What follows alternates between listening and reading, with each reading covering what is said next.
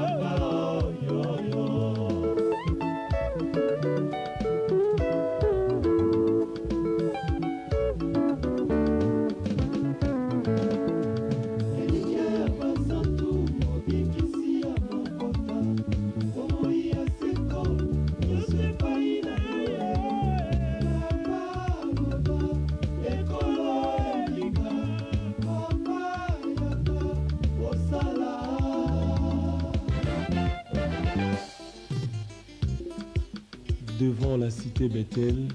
l'apôtre Emmanuel Mbiye Moulaya.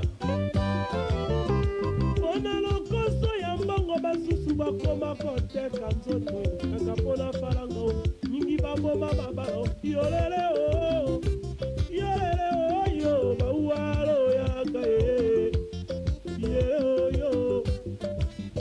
bateka misapi na lunda kaka mpona falango mingi babebisa bo jeunesse ikolose ya mbongo yolele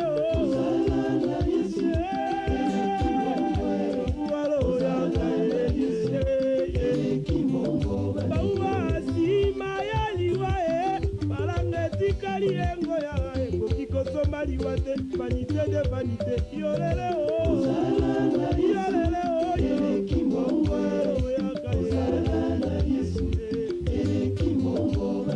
bakulaku makalo yaka ye mono yolele bazanga dilitwale bokonzekiso endenza kome papa yolele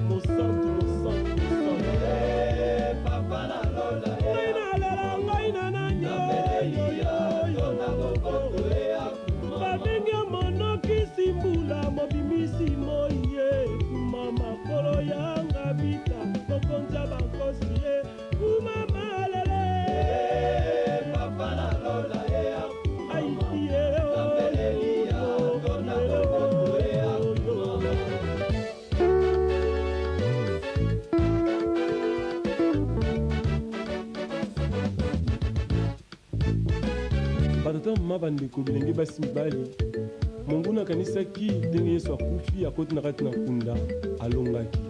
babosani kesengaki mokolo ya misato asekwa mokolo ya liboso elekaki ya mibale elekaki esi mokolo ya misato ezalaki mystique mokolo ya liboso